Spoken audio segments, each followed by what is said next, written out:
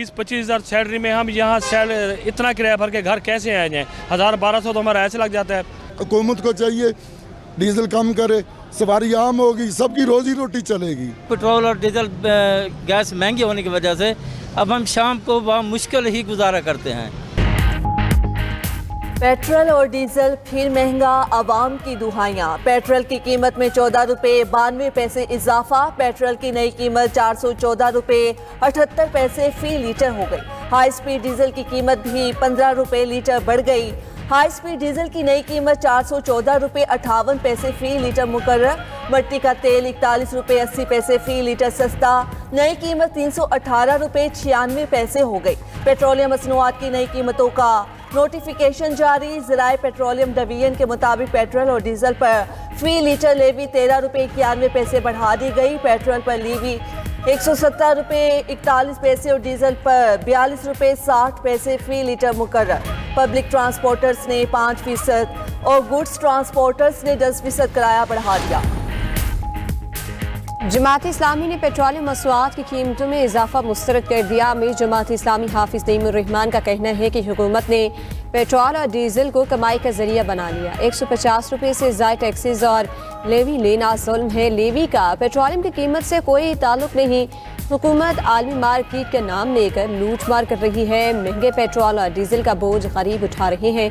हुक्मरान तबका अपनी शखर्शियाँ और मराद क्यों कम नहीं करता? मुल्क में दोहरा निज़ाम ज़्यादा ऐसा नहीं चल सकता।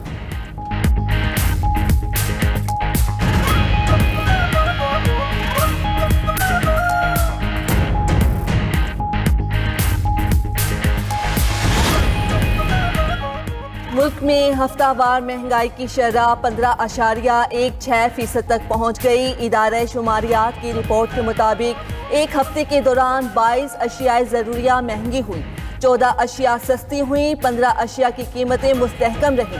चिकन सबसे ज़्यादा 48 रुपये 40 पैसे फ़ी किलो तक महंगा हुआ। आटे के 20 किलो थैले की कीमत में 74 रुपये 75 पैसे तक इजाफा। सालाना बुनियादों पर पेट्रोल 58.32% और डीजल 55.76% महंगा हुआ। बिजली के निर्खों में एक साल में 52.58% का गैर मामूली इजाफा। पाकिस्तान के लिए 1 अरब 32 करोड़ डॉलर कर्ज की किस्त मंजूर। IMF एग्जीक्यूटिव बोर्ड ने कर्ज प्रोग्राम के तहत अगली किस्त की मंजूरी दी। पाकिस्तान को EFF प्रोग्राम के तहत 1 अरब 10 करोड़ डॉलर मिलेंगे। मौसमियाती तब्दीली के प्रोग्राम के तहत 20 करोड़ डॉलर मजीद मिलेंगे। आलमी मालियाती फंड का पाकिस्तान पर टैक्स नेट बढ़ाने और टैक्स वसूली बेहतर बनाने पर जोर। IMF हुकाम का कहना है कि पाकिस्तान को दोनों प्रोग्राम्स के तहत अब तक 4 अरब 80 करोड़ डॉलर्स मिल चुके हैं। मशरिक़ वस्ता जंग के बावजूद पाकिस्तान ने मुआशी इस्तेहकाम बरकरार रखा।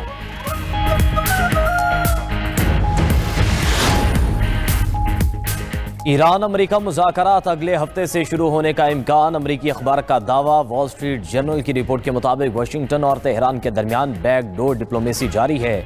पाकिस्तान सालसी और राबताकारी में अहम किरदार अदा कर रहा है। अमेरिकी और ईरानी हुकाम आर्जी मुफाहमती मुआहदे पर गौर कर रहे हैं। एक सफ़े पर मुश्तमिल 14 निकाती मुफाहमती यादाश्त की तैयारी पर काम जारी है। तकरीबन 1 माह तक बाज़ाब्ता मुज़ाकरात जारी रखने की तजवीज़ सामने आई है। पाबंदियों में नरमी और खिते में सिक्योरिटी पर बातचीत मुतवक्के है। आबना हरमुज़, बहरी रास्तों की सिक्योरिटी, एटमी मामलात मुज़ाकरात का एजेंडा हो सकते हैं।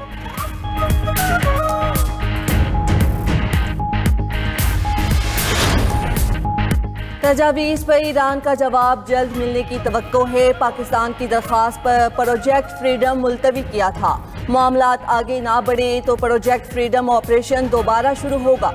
अमेरिकी सदर ट्रंप की धमकी। मीडिया से गुफ्तगू में कहा कि हमें जल्द पता चल जाएगा। ईरान जानबूझकर ताख़ीर तो नहीं कर रहा। इस बार प्रोजेक्ट फ्रीडम प्लस शुरू होगा। इसमें मज़ीद चीज़ें शामिल होंगी। इसमें और भी तरीके हैं।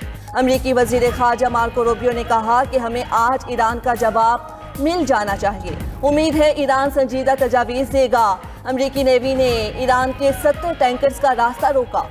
वजाहत करते हुए ये भी कहा कि जुमेरात के हमले ऑपरेशन एपिक फ्यूरी का हिस्सा नहीं थे।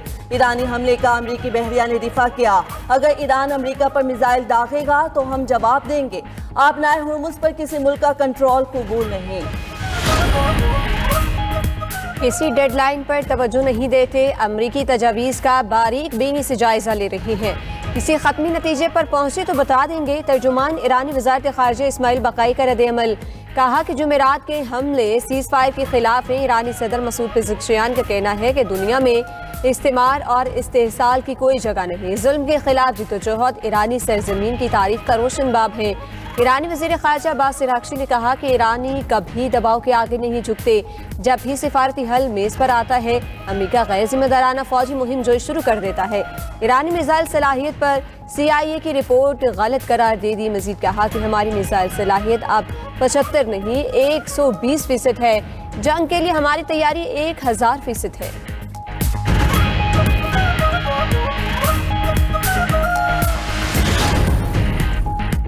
मशरिक़ वस्ता की गैर यकीनी सूरत हाल के बायस खाम तेल मजीद महंगा। बरतानवी तेल $101 फी बैरल हो गया। अमरीकी खाम तेल $95 42 सेंट में फरोख्त। आलमी मार्केट में सोना $12 महंगा। फी औंस कीमत $4723 हो गई। ट्रम्प की टैरिफ धमकी पर यूरोपीय स्टॉक मार्केटों में शदीद मंदी। पेरिस, लंदन, स्पेन की स्टॉक मार्केटों में बड़ी गिरावट। यूरो स्टॉक्स 600 इंडेक्स भी अपनी कदर बरकरार ना रख सका। अमेरिकी नेस्डेक इंडेक्स में रिकॉर्ड 400 पॉइंट्स का इजाफा हुआ।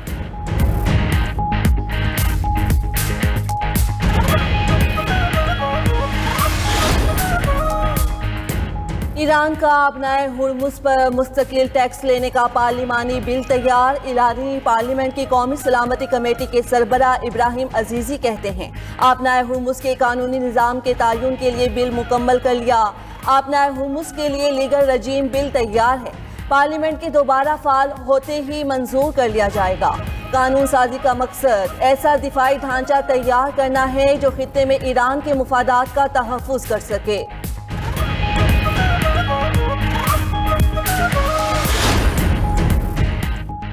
अमेरिका ने ईरान पर नई इक्तिसादी पाबंदियां लगा दी। चीन और हांगकांग की मुतादिद कंपनियां अमेरिकी पाबंदियों की जद में आ गई। पाबंदी का शिकार कंपनीज पर ईरानी ड्रोन और मिसाइल साजी में मुआवनत का संगीन इल्जाम। अमेरिकी महकमा खजाना ने मजीद कार्रवाइयों का इंदिया भी दे दिया।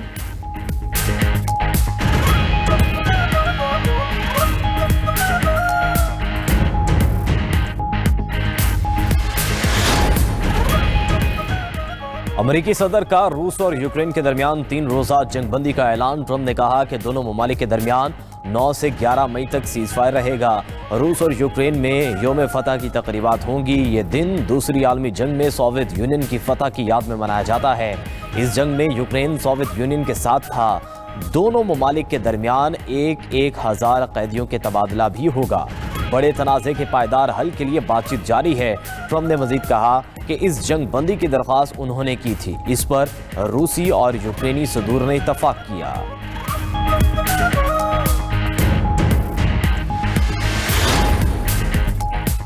रूसी वज़ीर ख़ारिजा सरगई लारोफ और सऊदी हममंसब फैसल बिन फरहान के दरमियान अहम टेलीफोनिक राब्ता। दोनों रहनुमाओं ने अपनाए हुर्मुज़ और खित्ते में कशीदगी में इजाफे से बचने पर जोर दिया।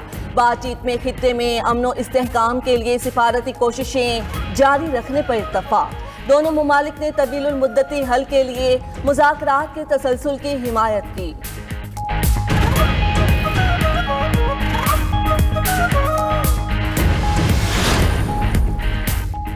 पाकिस्तान और बांग्लादेश का मनशियात की स्मगलिंग पर काबू पाने पर इत्तेफाक। दोनों ममालिक के मनशियात की स्मगलिंग की रोकथाम में ताउन के माहिदे पर दस्तखत। ढाका में वफाकी वज़ीर दाखिला और नारकोटिक्स कंट्रोल मोहसिन नकवी की बांग्लादेश हममंसब से मुलाकात। दोनों वज़राए दाखिला का secretary level joint working group तश्कील देने पर इत्तेफाक। मनशियात की गैर कानूनी फरोख्त और सप्लाई लाइन तोड़ने के लिए मुश्तरका हिकमत अमली बनाई जाएगी। इंटरनल सिक्योरिटी और सिविल आर्म फोर्सेस की ट्रेनिंग के शोबों में ताउन बढ़ाने पर भी इत्तेफाक। वज़ीर दाखिला मोहसिन नकवी ने बांग्लादेशी हम मनसब को सेफ सिटी प्रोजेक्ट में ताउन की पेशकश कर दी।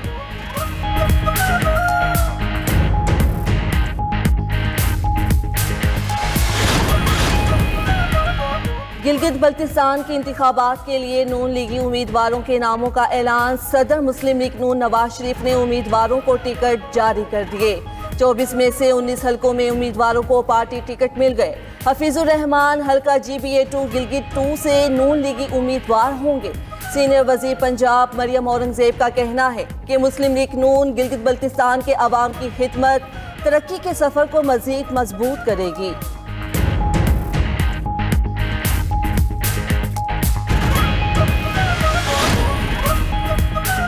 मार्का हक में पाकिस्तान की अजीम फतह का 1 साल मुकम्मल। मुल्क के कोने कोने में शहरियों का पाक फौज से मोहब्बत का इजहार। लाहौर और पतुर्की में मुस्लिम विमेन लीग की रैलियां, कराची और पेशावर में मुख्तलिफ तकरीबात का इनेकाद किया गया। मुल्तान, फैसलाबाद, सियालकोट, बहावलपुर में रैलियां निकाली गईं। बलोचिस्तान के अवाम ने रैलियां निकाल कर पाक फौज से भरपूर इजहार यकजहती किया। ज़ियारत, संजावी, हरनाई, लोरालाई में हजारों अफराद सड़कों पर निकले। कल्ला, चमन समेत बलोचिस्तान के दीगर शहरों में भी रैलियां। शहरियों ने पाक फौज को खराज तहसीन पेश किया।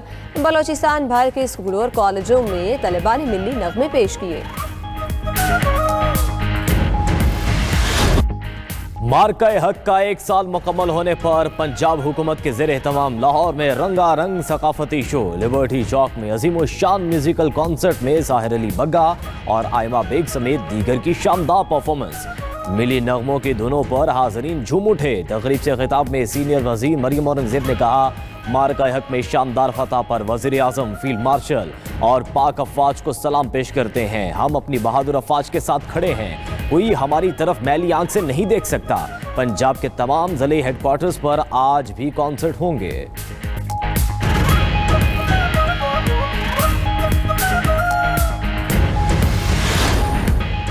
ओवरसीज पाकिस्तानियों की जायदादों का केस खुसूसी अदालत ने सुनेगी। लाहौर हाई कोर्ट का ओवरसीज पाकिस्तानीज़ की प्रॉपर्टी से मुतालिक केसों पर अहम फैसला जारी। फैसले के मुताबिक ओवरसीज पाकिस्तानियों की प्रॉपर्टी के केस सिविल कोर्ट्स नहीं सुनेगी। ये केस ओवरसीज एक्ट के तहत बनने वाली स्पेशल कोर्ट सुनेगी। स्पेशल कोर्ट का इख्तियार सिर्फ कब्जा और मलकियत के तनाज़ात तक महदूद नहीं, वरासत, पार्टीशन, इंतकाल, पावर ऑफ अटॉर्नी, मनकूला गैर मनकूला प्रॉपर्टी के मुकदमात भी स्पेशल कोर्ट सुनेंगी। ओवरसीज प्रॉपर्टी एक्ट का मकसद ओवरसीज पाकिस्तानियों की जायदादों का तहफ़्फ़ुज़ है।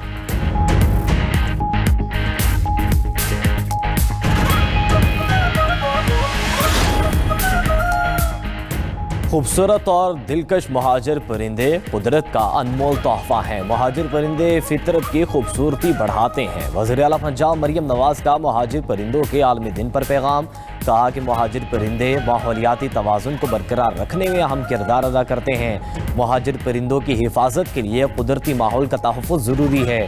परिंदों का गैर कानूनी शिकार करने वालों के खिलाफ क्रैकडाउन किया जा रहा है।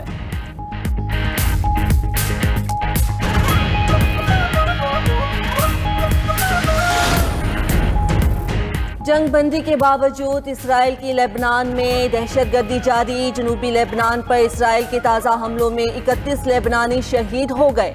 इसराइल ने होमैन और अनकौन में वहशियाना बमबारी की। होमैन में कार सवार 3 अफराद और 1 मोटरसाइकिल सवार ने जाम शहादत नोश किया। अनकौन में 2 लेबनानी शहरी शहीद हुए।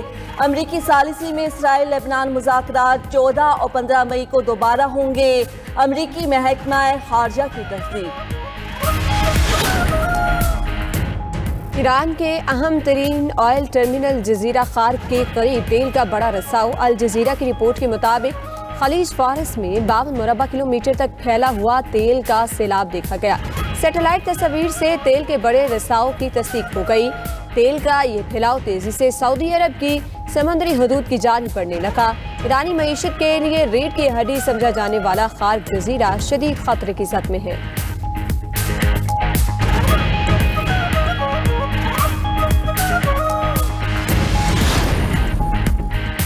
बरतानिया के बल्दियाती इंतखाबात में लेबर पार्टी हार गई। हुक्मरान जमात को 1300 से ज्यादा नशिस्तों पर शिकस्त हुई।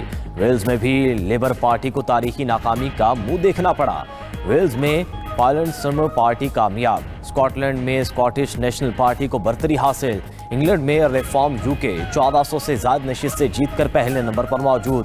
बरतानवी वज़ीर आज़म कियर स्टार्मर की लेबर पार्टी 927 नशिस्तों के साथ दूसरे नंबर पर। नाइजल फराज की दाएं बाजू की जमात रिफॉर्म यूके ने लेबर पार्टी से इसकी मजबूत गढ़ में भी छीन लिया। कंजर्वेटिव पार्टी के वोटर्स ने भी बल्दियाती इंतखाबात में रिफॉर्म यूके का साथ दिया। बरतानवी वज़ीर आज़म के इस्तीफे का मुतालिबा जोर पकड़ गया।